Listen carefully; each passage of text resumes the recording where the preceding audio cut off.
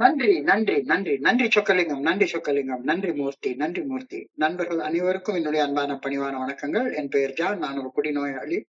எல்லாமல்ல இறைவனோட அருளாலையும் தோழமையில இணைந்து செயல்படுவதால் நான் பெற்றுக்கொள்ளக்கூடிய அனுபவம், தெம்பு, நம்பிக்கையாலையும் இன்னைக்கு ஒரே ஒரு நாள் நான் குடிக்கல, தெளிவா, மன நிறைவா, அமைதியா வாழ என்னாலான எல்லா முயற்சிகளையும் செய்து கொண்டிருக்கின்றேன்.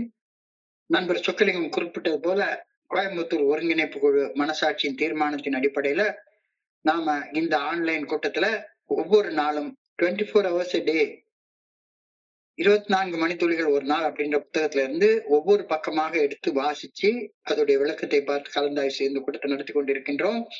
அதன் தொடர்ச்சியாக இன்றைக்கு நாம அடைந்திருக்கிற பக்கம் ஏப்ரல் மாதம் 7ஆம் தேதி.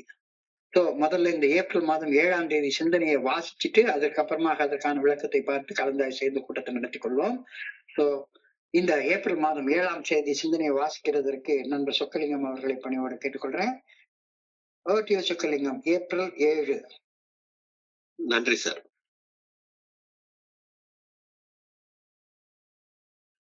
இருபத்தி 24 மணித்துளிகள் ஒரு நாள், ஏப்ரல் 7. தோழமையின் இன்றைய சிந்தனை.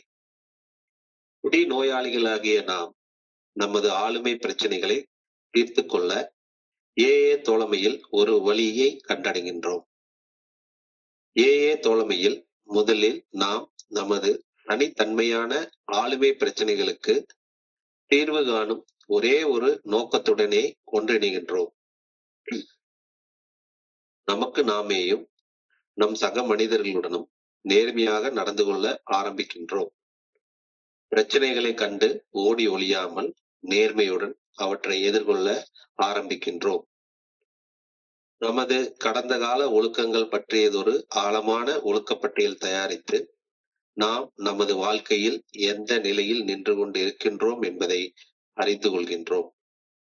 நமக்குள் நாமே சுய நியாயங்கள் கற்பித்துக் கொண்டு தவறான செயல்கள் செய்வதை தவிர்த்து விடுகின்றோம். உண்மைகளை நேருக்கு நேர் எதிர்கொள்ள ஆரம்பிக்கின்றோம். எனது உள் மன ஒற்றுமையை மீண்டும் பெற்றுக்கொண்டு விட்டேனா? இன்றைக்கான தியானம். பிரச்சனைகள் வாழ்வில் எழுகையில் இந்த பிரச்சனை ஏன் எனக்கு நேர வேண்டும் என்று நான் சிந்திக்க, மாறாக பிரச்சனைகளில் இருந்து என்னை எவ்வாறு விடுவித்துக் கொள்வது என்று சிந்திக்க வேண்டும். என் சக மனிதர்களையும் அவர்களது பிரச்சனைகளையும் குறித்து சிந்திக்கையில் என் பிரச்சனை கரைந்து மறைந்து போகின்றன. படிப்படியாக நான் என் தன்னல சிந்தனைகளை விட்டு வெளியேற வேண்டும். என் சக மனிதர்களுக்கு ஆற்றும் தன்னலமற்ற பணியால் நான் தேறுதல் அடைவதை அறிய வேண்டும். காலத்தின் ஓட்டத்தில் எனக்கு நேர்வது எதுவுமே பெரியதொரு பிரச்சனையாக எனக்கு இருக்காது. பிரச்சனைகளை கடந்து வருவது எனக்கு அனுபவத்தை அளிக்கின்றது.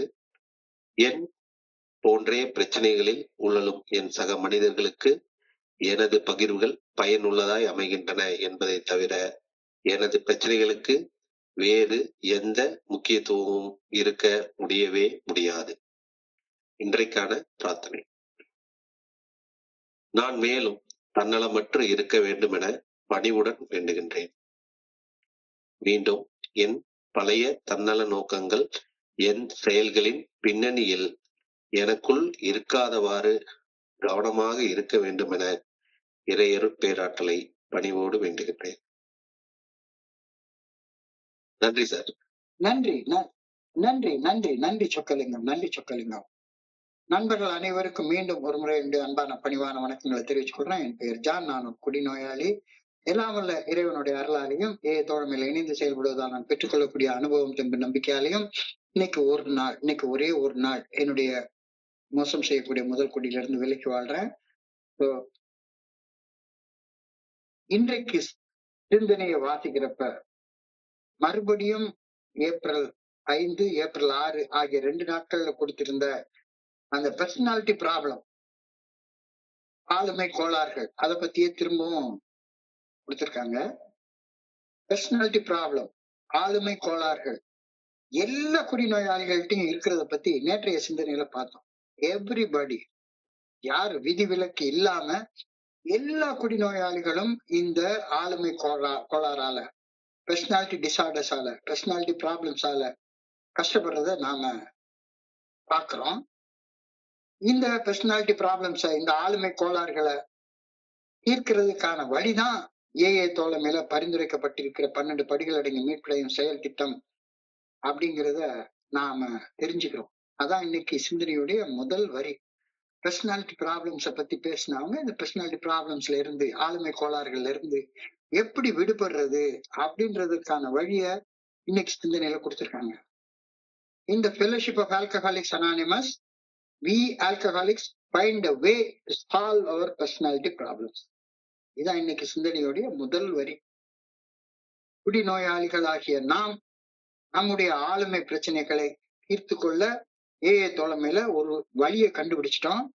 அந்த வழிதான் 12 ஸ்டெப் ரெக்கவரி ப்ரோக்ராம், 12 படிகள் அடங்கிய மீட்படையும் செயல் திட்டம். இதுதான் இன்றைக்கு சிந்தனையுடைய முதல் வரி. அப்ப ஏஏ தோழமை இந்த பெர்சனாலிட்டி ப்ராப்ளம் அப்படின்னு உளவியல் விஞ்ஞானத்துல சொல்லக்கூடிய, உளவியல்ல சொல்லக்கூடிய, சைக்காலஜில சொல்லக்கூடிய, அங்க எல்லாமே personality problem, personality disorder, border line personality disorder, paranoid personality disorder, obsessive compulsive personality disorder அப்படின்னு ஆளுமை பிரச்சனைகளையே சொல்லிட்டு இருக்காங்க. ஆனா ஏஏ தோழமையில இந்த பெர்சனாலிட்டி ப்ராப்ளம்ஸ நாம டிஃபெக்ட்ஸ் இன் கேரக்டர், குணக்கோளாறுகள் அப்படின்னும், அதனால உருவாகக்கூடிய ஷார்ட் கமிங்ஸ், குறைபாடுகள் அப்படின்னும் நாம தெரிஞ்சுக்கிறோம். 12 step recovery program of Alcoholics Anonymous views personality problems as defects in character which result in shortcomings in life. இது ஏஏ தோழமையில நாம தெரிஞ்சுக்கிற ஒரு விஷயம். ஆளுமை பிரச்சனைகள், அதுதான் குணக்கோளாறுகள், குறைபாடுகள் அப்படின்னு நாம பாக்குறோம். குணக்கோளாறுகளை, குறைபாடுகள் தான் ஒரு குடிநோயாளி குடிநோயின் பாதிப்புகள் இருந்து மீட்படுவது தடை செய்கிறது. குடிக்கிறது இல்ல. குடிநோயின் பாதிப்புகள் இருந்து மீட்படைவது எது தடை செய்யுதுன்னு பார்த்தா, ஒரு குடிநோயாளியின் மனசுக்குள்ளார ஒளிஞ்சிருக்கக்கூடிய அந்த டிஃபெக்ட்ஸ் இன் கேரக்டர், ஷார்ட் கமிங், இது ரெண்டும் தான் ஒரு குடிநோயாளி குடிநோயின் பாதிப்புகள் இருந்து மீட்படைவது அப்படியே முழுசா தடை செய்யுது. இந்த தடையை தகர்த்து குடிநோயாளி குடிநோயின் பாதிப்புகள் இருந்து மீட்படைதலை சாத்தியப்படுத்துறது தான் ஏஏ தோழமை பரிந்துரைக்கக்கூடிய இந்த 12 படிகள் அடங்கிய மீட்படையும் செயல் திட்டத்தின் ஒரே ஒரு நோக்கம். வேற செயல் நோக்கமே கிடையாது. குடிக்கிறது நிறுத்துறதுங்கிறது ஒரு குடிநோயாளியுடைய தனிப்பட்ட பிரச்சனை. குடிக்கிறது நிறுத்திட்டு தான் உள்ள வர்றோம். இங்க குடிக்கிறதுக்கு காரணமாக, பைத்தியக்காரன் மாதிரி குடிச்சதுக்கு காரணமாக, இந்த ஆளுமை கோளாறுகள்ன்றத நம்ம டீசெண்டா பெர்சனாலிட்டி ப்ராப்ளம்ஸ் அப்படின்னு சொல்றோம். அத கொச்சையா சொன்னா பைத்தியக்காரத்தனம். என்னுடைய பைத்தியக்காரத்தனத்துல இருந்து விடுபடுறதுக்காக தான் நான் ஏஏ தோழமையில வர்றேன். பைத்தியக்காரத்தனமாக வாழ்ந்த வாழ்க்கையில இருந்து விடுபட்டு சுதந்திரமான ஒரு வாழ்க்கையை வாழ்றதுக்காகத்தான் நான் இங்க வர்றேன்.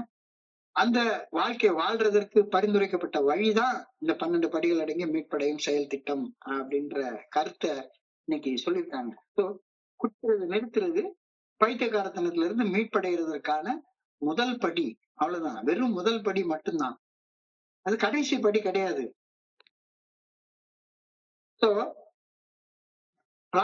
The program of Alcoholics Anonymous is designed to facilitate a spiritual awakening and a personality change through structured process of self-examination, accountability and behavioral change அப்படின்ற வார்த்தையை சொல்றாங்க.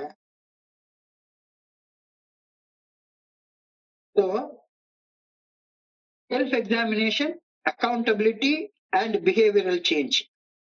Self-examination அப்படின்றால் அகத்தாய்வு. Self-examination என்றால் அகத்தாய்வு.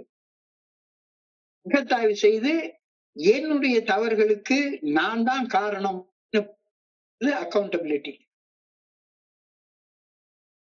அக்கௌண்டபிலிட்டி முடிஞ்சதுக்கு அப்புறமாக எந்த தவறுகள் என்னுடைய பிரச்சனைகளுக்கு அடிப்படை காரணமாக இருந்ததோ அந்த நடத்தைய, பிஹேவியரல் சேஞ்சஸ கொண்டு வர்றது இப்ப என்னுடைய பொறுப்பாகுது. சோ அகத்தாய்வு செய்து தவறுகளுக்கு பொறுப்பேற்று நடத்தையில் மாற்றங்கள் கொண்டு வருவதன் மூலம் ஆளுமை கோளாறுகளை தீர்த்து கொண்டு தன்னுணர்வு என்னும் ஆன்மீக விழிப்புணர்வு நிலையை நோக்கி ஒரு குடிநோயாளி முன்னேறுவதற்காக இந்த 12 படிகள் அடங்கிய மீட்படையும் செயல் திட்டம் ஏஏ தோழமையால் வடிவமைக்கப்பட்டு பரிந்துரை செய்யப்படுகிறது.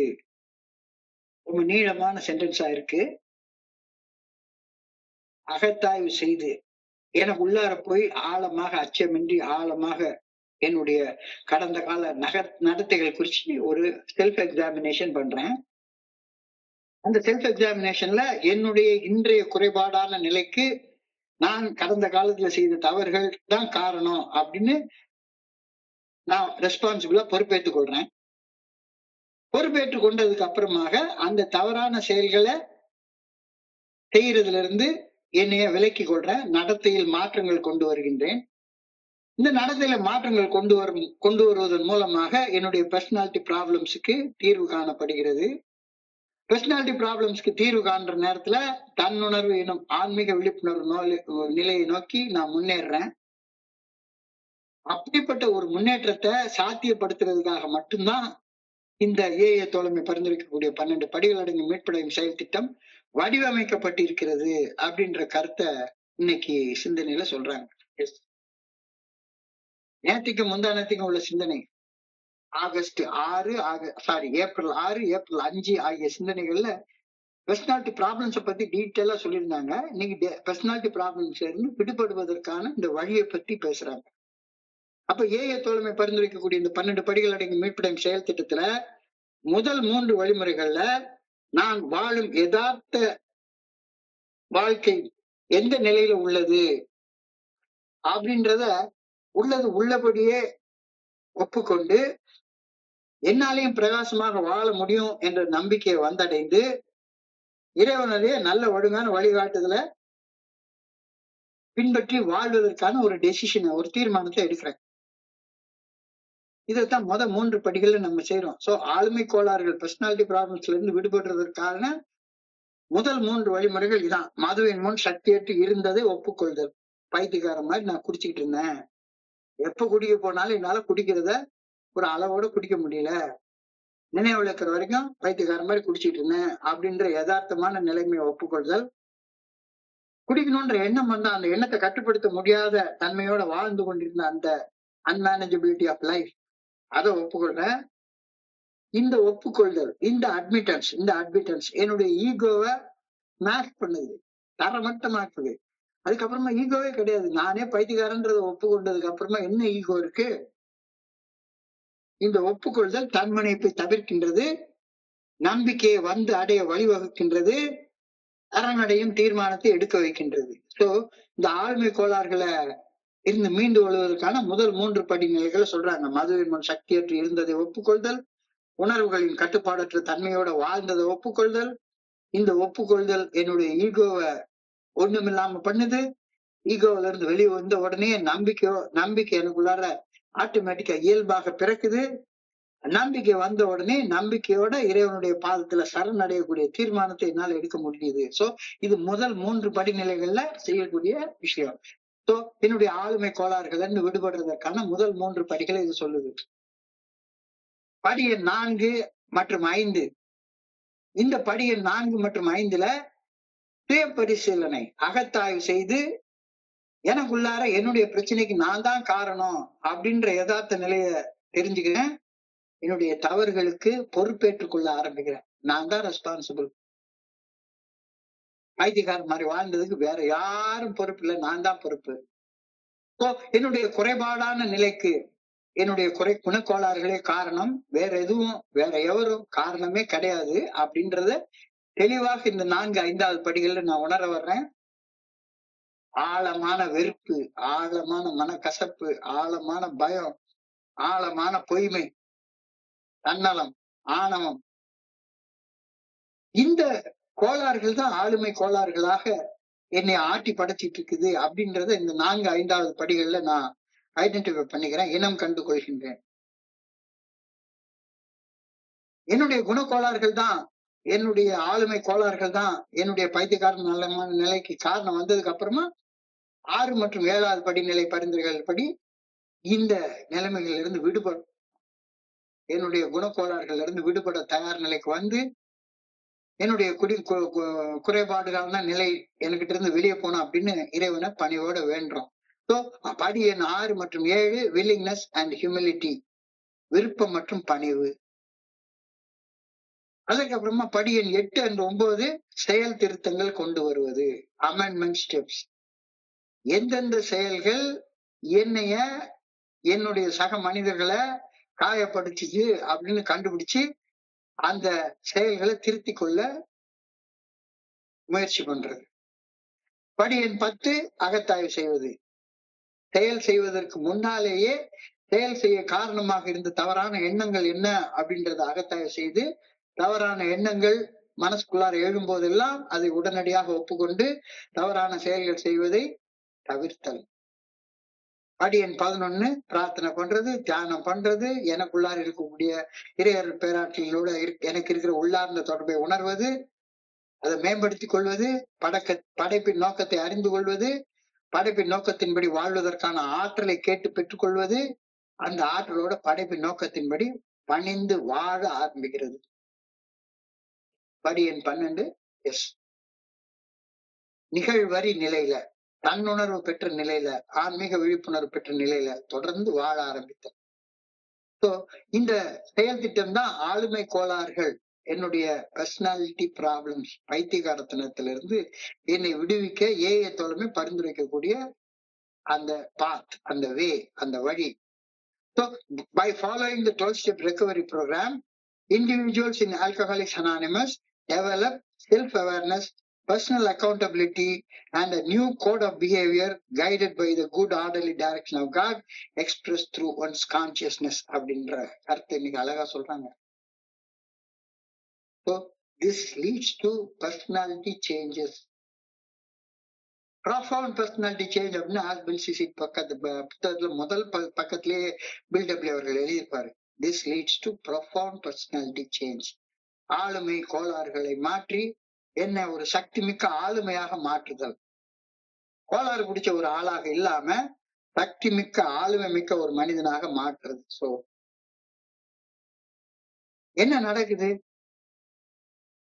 எனக்குள்ளார பர்சனலா நான் இன்டெகிரேட் ஆகுறேன். அக ஒருமைப்பாடு நான் கொண்டு வர்றேன். எனக்குள்ளார பர்சனலா நான் இன்டெகிரேட் ஆகுறேன். இதுதான் ரொம்ப முக்கியமான இது. எனது உள் மன ஒற்றுமையை நான் பெற்றுக் கொள்கின்றேன்.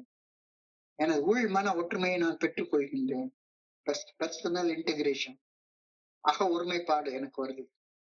அப்போ அக ஒருமைப்பாடு இல்லாத நேரத்துல என்னால என்னுடைய பைத்தியகாரத்தனத்துல இருந்து விடுபடவே முடியாது. இந்த அக ஒருமைப்பாடுன்னா என்ன அப்படின்னு சொல்லி பார்த்தா, செயல்ல ஒரு மனத்தவனாக இருப்பது.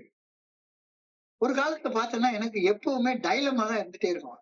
செய்யலாமா வேண்டாமா, செய்யலாமா வேண்டாமா, இதை குடிக்கலாமா வேண்டாமா, குடிக்கலாமா வேண்டாமா, லஞ்சம் வாங்கலாமா வேண்டாமா, லஞ்சம் வாங்கலாமா வேண்டாமா, இதை செய்யலாமா வேண்டாமா, ரைட் அடிக்கலாமா வேண்டாமா, இந்த தப்ப ரீதியான தப்பு தப்புன்னு மனசு சொல்லுது, செய்யலாமா வேண்டாமா, செய்யலாமா வேண்டாமா. அப்போ அகம் டிஸ்இன்டெகிரேட் ஆகிருக்குது. அகம் டிஸ்இன்டெகிரேட் ஆகிருக்கிறப்ப டைலமா, அதான் ரெண்டு இருமனத்தன்மை. இருமனத்தன்மை ஒரு மனசாக மாறுறது இல்ல, டெசிஷன் எடுத்தாச்சு, இனிமேல மனசாட்சிக்கு பணிஞ்சு மட்டும்தான் செயல்படுவேன் அப்படின்ற அக ஒருமைப்பாடு வர்ற நேரத்துல என்னுடைய அந்த ஆளுமை கோளாறுகள் எல்லாமே தீர்வு காணப்படுகின்றன. சோ பர்சனல் இன்டெகிரேஷன், அக ஒருமைப்பாடு, அதை மீட்டெடுத்தல், being honest with my own self, எனக்கு நானே உண்மையாக இருக்கு, என்னுடைய செயல்களுக்கு பின்னால என்ன நோக்கம் இருக்கிறது அப்படின்றது எனக்கு மட்டும்தான் தெரியும், பொய் சொல்றது கிடையாது. being honest with my own self, face facts instead of telling excuses. எது கேட்டாலும் ஒரு சமாதானம் சொல்லிக்கிட்டே இருக்கிறது, நேரடியாக உண்மைகளை நேருக்கு நேர் சந்தித்துக் கொள்வது. சோ என்னுடைய அகம் ஒருமைப்பாட்டை மீட்டெடுக்க வேண்டும். அதற்கு நான் என்ன செய்யணும்? என்னுடைய கடந்த காலத்துல நான் செய்த தவறுகள் தான் என்னுடைய அகத்தை சிதைத்து சின்னாபின்னப்படுத்தி வச்சிருந்தன அப்படின்ற உண்மையை முழு மனதோடு ஒப்புக்கொள்ள வேண்டும். வேற யாரும் காரணம் கிடையாது, நான் மட்டும்தான். என்னுடைய அகம் சிதைந்து போயிருந்ததற்கு நான் மட்டும்தான் காரணம். இன்னமும் அக சிதைந்து போய் இருக்கா? யோசிச்சு பாருங்க. நான் இன்னைக்கு இருக்கக்கூடிய மோசமான நிலைக்கு என்னை கொண்டு வந்தது என்னுடைய கடந்த கால செயல்களே என்று முழுமையாக நான் பொறுப்பெடுத்துக்கணும். என்னுடைய நிகழ்கால நிலைக்கு என்னைய கொண்டு வந்து விட்டது எது? என்னுடைய கடந்த கால செயல்கள் தான். இன்னைக்கு நிகழ்காலத்துல நான் அக ஒருமைப்பாடோடு இருக்கேன்னா, நேத்துக்கு ஏதோ நல்லது செஞ்சிருக்கேன். அதனாலதான் இன்னைக்கு அக ஒருமைப்பாடு இருக்கு. பர்சனல் இன்டெகிரேஷன் இருக்கு. பர்சனல் டிஸ்இன்டெகிரேஷன் இருக்குன்னா, அதுக்கும் நேத்துக்கு நான் செய்த செயல்கள் தான் காரணம். என்னுடைய நன்மைக்கோ, என்னுடைய தீமைக்கோ நான் தான் பொறுப்பு. நான் தான் பொறுப்பு. owning my own owning my own defects or owning my own good deeds. தீதும் நன்றும் பிறர் தர வரவே வராது. தீதும் நன்றும் பிறர் தர வரவே வராது அப்படின்ற உண்மையை முழு மனதாக ஒப்புக்கொள்ளுதல். அப்ப நான் எனக்கு தீமையை வரவழைச்சு கொண்டேன் அப்படின்னு சொன்னா, என்னை சுத்தி இருக்கிற மனிதர்கள் எல்லாரையும் நான் காயப்படுத்திருப்பேன். கண்டிப்பா. அப்போ நான் என்னை சுத்தி வாழ்ந்த என்னுடைய சக மனிதர்களை காயப்படுத்துறதுக்கு அப்பாலஜைஸ் பண்றது, மன்னிப்பு கேட்கறது, மனம் வருந்துறது.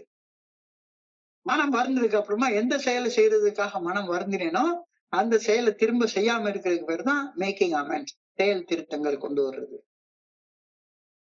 ரொம்ப அழகாக இந்த இடத்துல சொல்றாங்க, என்னுடைய ஆளுமை கோளாறுகள் தீர்வதற்கு என்னுடைய தவறுகளுக்கு நான் பொறுப்பேற்க வேண்டும், செய்த தவறுக்கு மன்னிப்பு கேட்க தயாராக வேண்டும், எந்த செயலுக்காக மன்னிப்பு கேட்டனோ அந்த செயலை திரும்ப செய்யாம இருக்கக்கூடிய மனப்பக்குவத்தை கொண்டு வரணும். So this continuously brings future actions with those values through honesty, commitment and ethical behavior.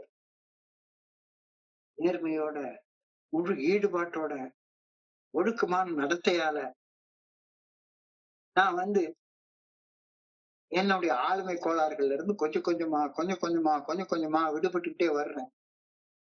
This behavior must be supported by trusted members and clear goals.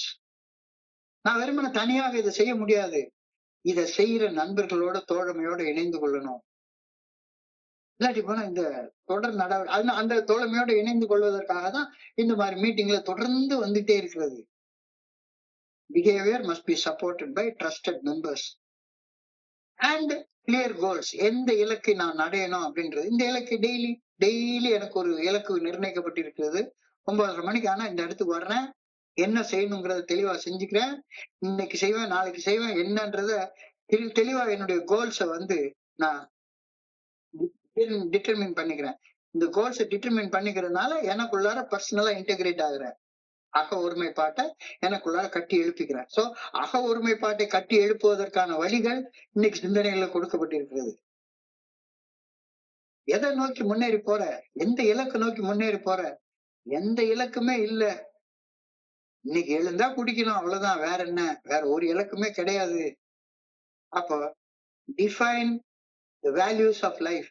எதை நோக்கி நான் முன்னேறி போறேன்? வாழ்வின் மதிப்பை நிர்ணயம் செய்து கொள்ளாம வாழ்ந்தா அக ஒருமைப்பாடு எனக்கு கிடைக்கவே கிடைக்காது. அக ஒருமைப்பாடு வரலன்னா எனக்குள்ளார அந்த என்னுடைய ஆளுமை கோளாறுகள் தீரவே தீராது. அக ஒருமைப்பாடுக்குள்ளார நான் வந்ததுக்கு அப்புறமாக செல்ஃப் ரிஃப்ளெக்ஷன் அண்ட் அக்கௌண்டபிலிட்டி, எது என்னுடைய அக ஒருமைப்பாட்டை சிதைச்சிருந்தது, எந்த இடத்துல நான் திசை மாறி போனேன் அப்படின்றத துல்லியமாக கண்டுணர்ந்து என்னுடைய நிகழ்கால நிலைக்கு நானே பொறுப்பெடுத்துக்கணும். என்னுடைய தாழ் நிலைக்கு பிறரை குற்றம் கூறுவதை மொத்தமா விட்டுறணும். நான் இப்ப இன்னைக்கு இருக்கிறதுக்கு காரணம் என்னுடைய அப்பா, என்னுடைய அம்மா. என்னுடைய அப்பா குடிகாரரா இருந்தார், அதனால நான் குடிகாரனா இருக்கேன்.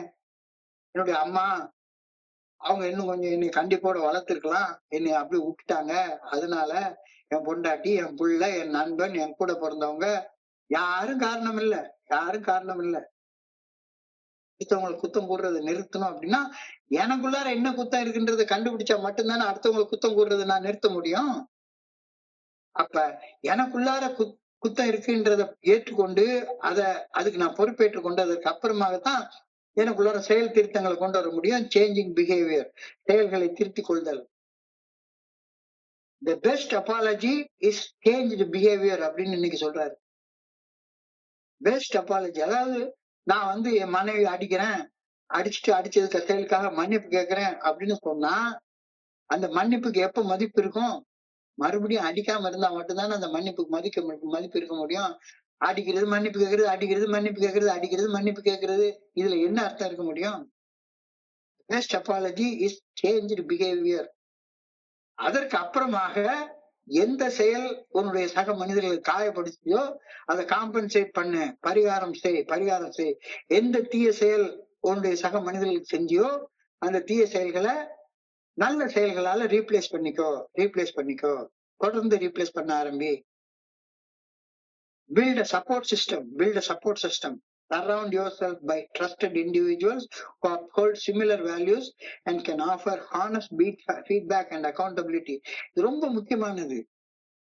உனக்கு சுத்தி ஒரு சப்போர்ட் சிஸ்டம், உன்னுடைய நல்ல வாழ்க்கையை சப்போர்ட் பண்ற மனிதர்களை உன்னுடைய நண்பர்களாக வச்சுக்கோ, உன்னுடைய அன்பான ஆதரவாளர்களாக வச்சுக்கோ. மனம் போன போக்குல வாழ்றதுக்கு துணை செய்யக்கூடிய ஆள்கள்ட்ட இருந்து விட்டு விலகிரு. குடிக்கிற நண்பர்களை பார்க்காத, குடிக்கிற இடத்துக்கு போகாத, போன் பிக்சர் பாக்குற இடத்துக்கு போகாத, வெறுமன ஊர் சுத்துற நண்பர்களோட சேராத. Build a support system. உன்னைய அன்போட ஆதரிக்கிறதுக்கு, உன்னுடைய ஆளுமை கோளாறுகளை அகற்றிக் கொள்வதற்கு உதவக்கூடிய நண்பர்களை மட்டும் உன்னுடைய துணையாக வச்சுக்கோ.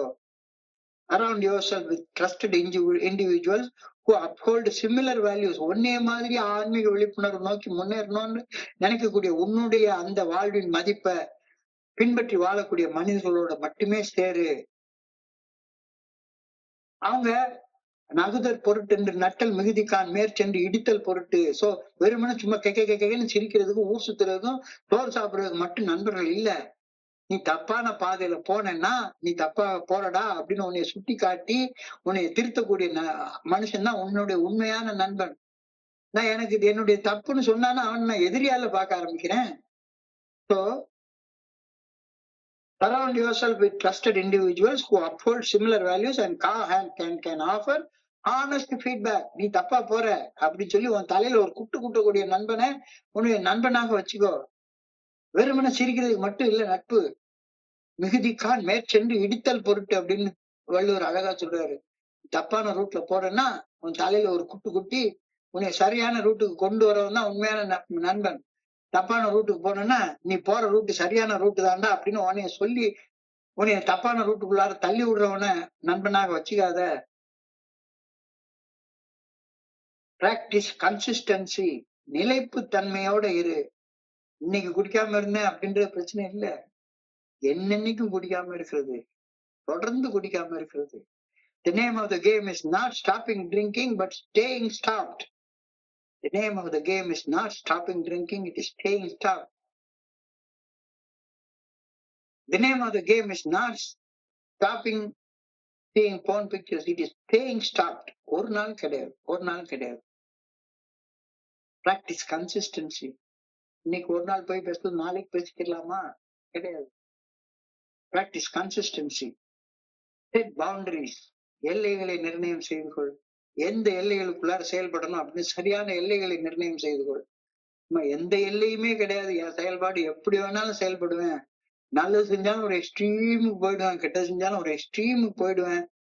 வளர்த்தா குடுமி, சரிச்சா மொட்டா, அந்த நிலைமை வேண்டாம். Set boundaries. Seek mentorship, seek sponsorship. எப்பவுமே உனக்கு அன்போடு ஆதரிக்கக்கூடிய ஒரு நண்பனுடைய கையை எப்பவுமே பிடிச்சிட்டே இரு. ஸ்பான்சர்ஷிப் எடுத்துக்கோ. இதுதான் ஆளுமை கோளாறுகள்ல இருந்து விடுபடுறதற்கான வழி. Integrity is crucial. அக ஒருமைப்பாடு மிக மிக முக்கியமானது. சோ அந்த அக ஒருமைப்பாட்டுக்கு கொண்டு வர்றதுக்கு மறுபடியும் திருப்பி அதே விஷயத்தான் சொன்னதே திருப்பி சொல்லிட்டே இருக்கிறார். Accountable for past wrongs.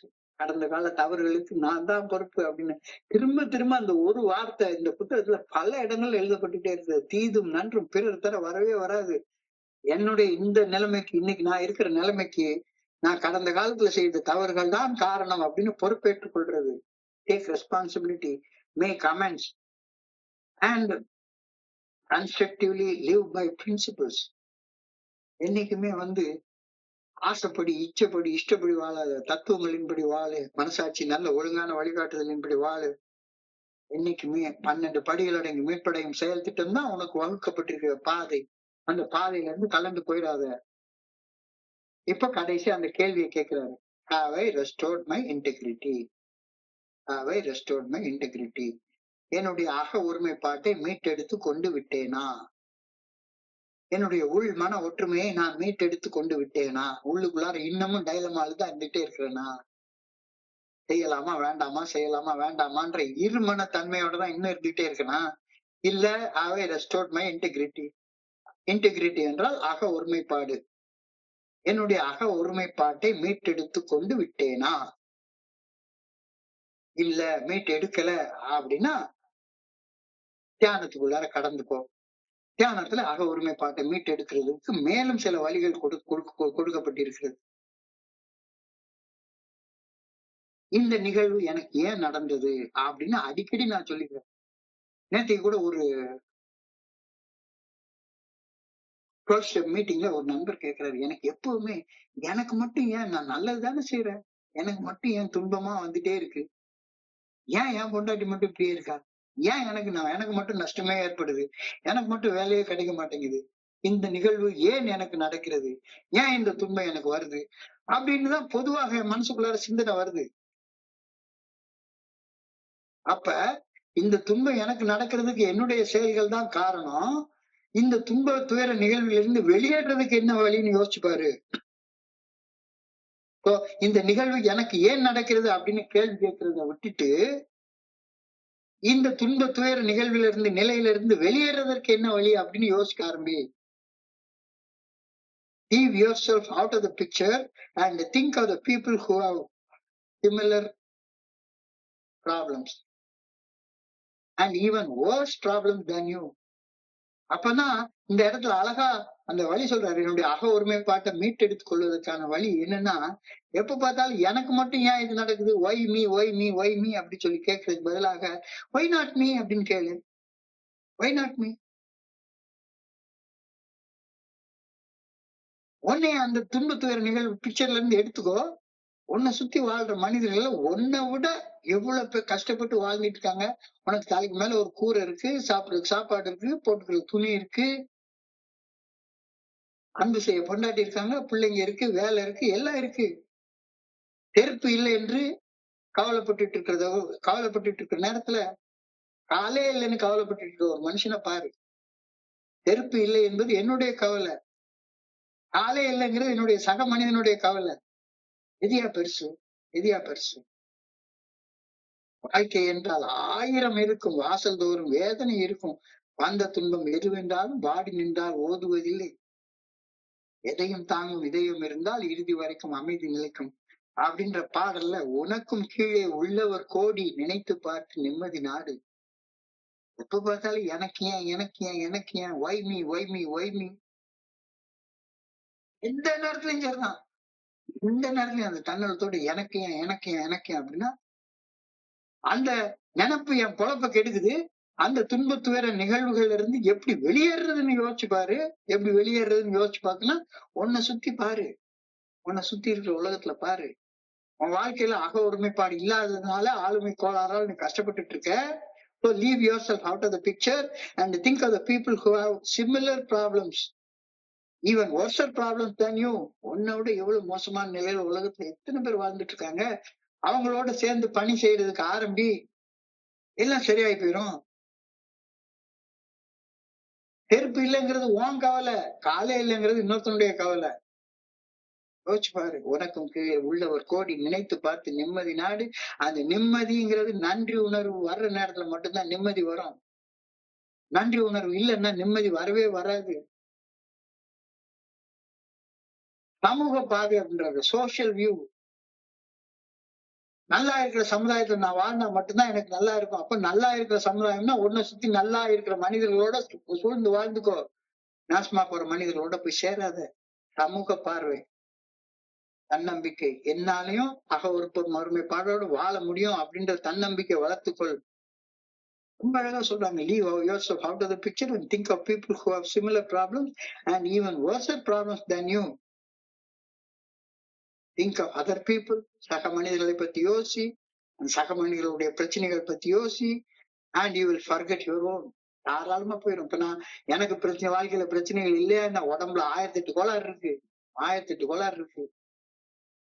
ஏன்னா ஒரு காலத்துல ஒரு நாளைக்கு 6, 7 பாக்கெட் சிகரெட் குடிச்ச ஆளு, அண்ணா அப்டின்னு குடிச்ச ஆளு, எந்த வகையான ஒழுக்கம் இல்லாம வெறும்னா டெய்லி மட்டன் பிரியாணியா தின்ன ஆளு. என் உடம்புல பிரச்சனை இல்லாமலா இருக்கும்? ஆனா என்ன சுத்தி வாழக்கூடிய மனிதர்களுக்கு என்ன போலவே பிரச்சனை இருக்கு, என்னை விட மோசமான பிரச்சனைகள் இருக்கு அப்படின்றத பார்த்து அவங்களுக்கு பணி செய்ய ஆரம்பிக்கும் போது என்னுடைய பிரச்சனைகள் மறந்து போய் 70 வயசுல இப்படி ஆற்றலோட என்னால செயல்பட முடியுது.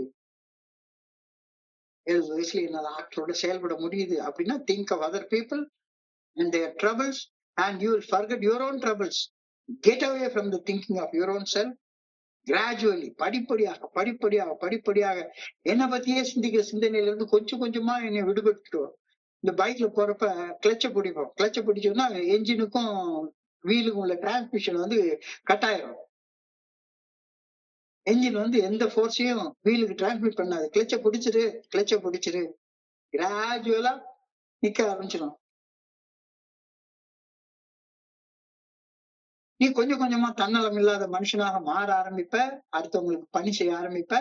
சோ பிறருக்கு பணி செய்வதால் என்னுடைய சொந்த பிரச்சனைகள் கரைந்து மறைந்து இல்லாமல் போய்விடுகின்றன அப்படின்ற கருத்தை நீ சொல்றாரு. ஒருமைப்பாடு இல்லாம வாழ்றதுக்கு காரணம் என்னன்னா, நான் என்னை பத்தி மட்டுமே யோசிச்சுட்டே இருக்கேன். எனக்கு என்ன பிரச்சனை, எனக்கு என்ன பிரச்சனை, எனக்கு என்ன பிரச்சனை. சுத்தி பாரு இந்த உலகத்தை எவ்வளவு பிரச்சனையோட வாழ்ந்துட்டு இருக்காங்கன்றத பாரு. பிறருக்கு பணி செய்வதால் என்னுடைய சொந்தன பிரச்சனைகள் கரைந்து மறைந்து இல்லாமல் போய்விடுகின்றன. After a while it will not matter so much what happens to me. எனக்கு என்ன நடந்துன்றது பெரிய பிரச்சனையே கிடையாது. It's not so important anymore. இப்பெல்லாம் எனக்கு எந்த காலத்துல என்னென்னமோ நடந்தது, ஒரு நேரத்துல இருந்து என்னென்னமோ கஷ்டங்கள் வந்துச்சுது. நான் என்ன சுத்தி இருக்கிற மனிதர்களை சுத்தி சுத்தி பார்க்க ஆரம்பிச்சதுக்கு அப்புறமாக, காலம் கொஞ்சம் கொஞ்சமா மாறினதுக்கு அப்புறமாக எனக்கு உள்ள பிரச்சனைகளுக்கு பெரிய பொருட்டாகவே இல்லை. அது ரொம்ப பிரச்சனையே இல்லை. அந்த பிரச்சனைகள்ல இருந்து கத்துக்கிட்ட அனுபவம், அந்த பிரச்சனைகள்ல இருந்து கத்துக்கிட்ட அனுபவம், only the experience of the pain which can be used to help others who are in the same kind of trouble. அப்ப என்னுடைய அந்த வலி வேதனை துன்பம் துயரத்தை அனுபவிச்சு அதை கடந்து வந்த அனுபவம் இப்ப பிறருக்கு பயனுள்ளதாக எப்படி இருக்குது அப்படின்றதுக்காக மட்டும்தான் வலி எனக்கு கொடுக்கப்பட்டது. இப்ப வலி வந்ததுக்கு வேற பர்பஸே கிடையாது, வேற நோக்கமே கிடையாது. தெளிவா புரியுது. காலம் கடந்து போறப்ப it will not matter so much what happens to me. எனக்கு நிகழ்ந்தது ஒரு பொருட்டே கிடையாது. Only the experience of the pain which can be used to help others. அந்த வலிய அனுபவிச்ச அந்த அனுபவம் தந்த அனுபவ பாடம் அதுதான் முக்கியமானது. அந்த அனுபவ பாடம் பிறருக்கு பணி செய்வதற்கு எனக்கு உதவுது. இந்த மாதிரி கஷ்டப்பட்டு இருக்கிற மனிதர்களுக்கு பணி செய்யறதுக்கு எனக்கு உதவுது. பணி செய்வதால் பிரச்சனை மறக்கடிக்கப்படுகின்றது. எனக்கு நிகழ்ந்த நானே உருவாக்கிய அவமானம், அசிங்கம், வலி, வேதனை, துன்பம், துயரம் இப்பொழுது பணி செய்வதால் மறக்கடிக்கப்படுகின்றது. இப்பொழுது எது முக்கியமானது? வலியை அனுபவித்த அனுபவம் என் சக மனிதர்களுக்கு பணி செய்ய உதவுகின்றது. அவ்வளவுதான் முக்கியம். அதுக்கு அங்கிட்டு ஐயோ ஒய் மீ எனக்கு மட்டும் ஏன் நடந்ததா? நடந்து முடிஞ்சு போச்சுல. அந்த அனுபவம் இப்போ உன்னுடைய சக மனிதர்களுக்கு பணி செய்து வாழக்கூடிய பணி வாழ்க்கைக்கு உதவுது. போதாதா? எனக்கு ஒரு ஆரம்ப காலகட்டத்துல ஒரு சின்ன பேம்ப்ளெட் தமிழாக்கம் செய்யக்கூடிய வாய்ப்பு கிடைச்சது. ஒய் வி ஆர் சோசன், நாம் ஏன் தேர்ந்தெடுக்கப்பட்டோம் அப்படின்ற ஒரு பேம்ப்ளெட். அந்த பேம்ப்ளெட்ல ஆரம்ப வரியே இப்படிதான் இருக்கும். இறைவன் தன்னுடைய ஞானத்தால பெரிய பெரிய ஆச்சாரியார்களுக்கும் போப்பாண்டவர்களுக்கும் மேற்றானியார்களுக்கும் பெரிய பெரிய டாக்டர்களுக்கும் இவங்களுக்கும் திருக்குறத்துக்கும் கொடுக்காத ஒரு திறமைய கொடுக்காத ஒரு தகுதிய சாதாரண ஒரு குடி நோயாளிக்கு கொடுத்திருக்கிறாரு. நீ தேர்ந்தெடுக்கப்பட்ட மனுஷன், என்னையா கொடுத்திருக்கிறாரு உனக்கு? பெரிய பெரிய டாக்டர்கள் ஒரு குடி நோயாளி அவனுக்கு வர்ற சாவுல இருந்து காப்பாற்ற முடியாது. பெரிய பெரிய ஆச்சாரியார்கள் காப்பாற்ற முடியாது. ஆனா உன்னால காப்பாற்ற முடியும். உனக்கு அந்த அனுபவம் இருக்கு. அப்போ உன்னுடைய அனுபவத்தின் மகிமையை புரிஞ்சுக்கோ. எதற்காக உனக்கு அந்த அனுபவம் கொடுக்கப்பட்டிருக்கிறது அப்படின்ற அந்த அனுபவத்தின் மதிப்பை புரிஞ்சுக்கோ. நீ எதுக்கு தேர்ந்தெடுக்கப்பட்ட அப்படின்றத புரிஞ்சுக்கோ அப்படின்னு அந்த பேம்ப்ளெட் உண்மையில புல்லடிச்சு போச்சுங்க. இந்த உலகத்துக்கே பெரிய போப்பாண்டவர் அப்படின்னு சொல்றாங்க. பெரிய பெரிய ஆச்சாரியார்கள் அவங்க எல்லாம் ஒரு குடிநோயாளியை காப்பாத்த முடியாது. என்ன மாதிரி ஒரு குடிநோயாளியால மட்டும்தான் அது முடியும். இப்போ நான் குப்பை குப்பை குப்பை குப்பைன்னு நினைச்சிட்டு இருந்த அனுபவங்களுக்கு எவ்வளவு பெரிய மதிப்பு இருக்குன்றது இப்பதான் புரியுது. அப்போ என்னுடைய குப்பைன்னு நினைச்சிட்டு இருந்த அனுபவங்களுக்கு அடுத்தவனுடைய உயிரை காப்பாத்தக்கூடிய மதிப்பு இருக்கு அப்படின்ற அனுபவ பாடத்தை இந்த ஏஐ ஃபெலோஷிப் எனக்கு கொடுக்குது. அப்ப நீ உன்னுடைய அக ஒருமைப்பாட்டுக்கு திரும்பி வர வேண்டாமா? உன்னுடைய ஆழ்மை கோளாறுகள்ல இருந்து விட்டு வெளியே வர வேண்டாமா? நீ தேர்ந்தெடுக்கப்பட்ட மனுஷன்னு தெரிஞ்சுக்க வேண்டாமா?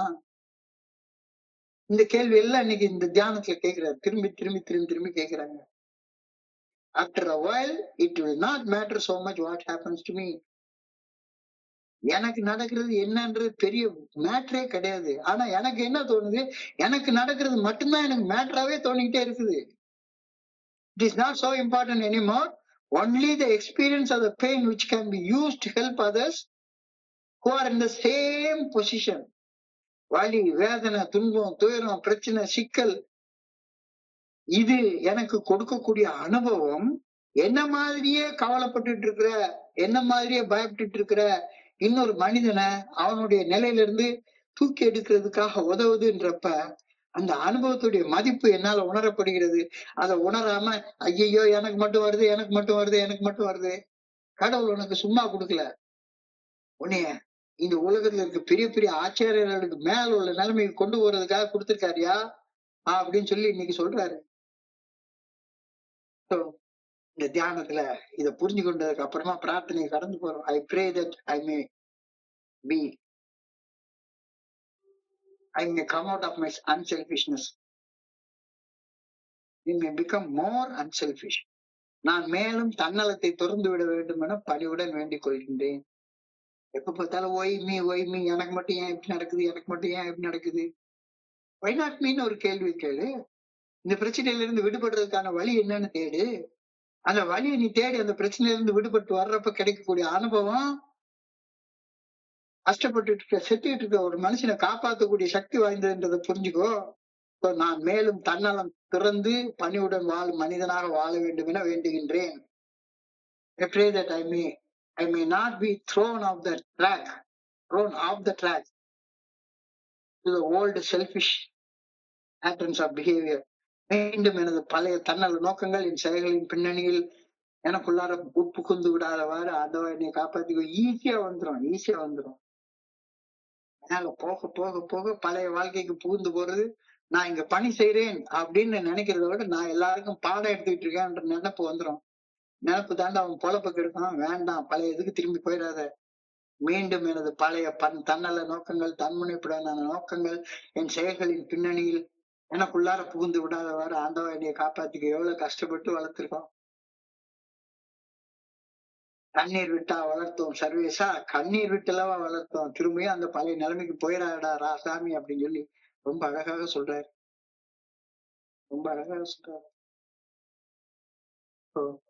மறுபடியும் சுருக்கமாக பார்த்தோம்னா, ஆளுமை கோளாறு, பர்சனாலிட்டி டிசார்டர், குணக்கோளாறுகள், குறைபாடுகள், இந்த குறைபாடுகளை நீக்குவதற்காக மட்டும்தான் ஏஐ தோழமை இருக்கு.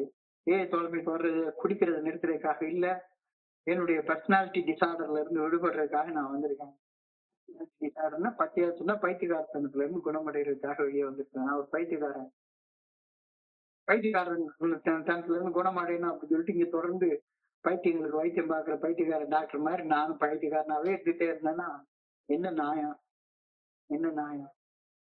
Program is designed to facilitate a spiritual awakening, a personality change through a structured process of self-examination, accountability and behavioral change.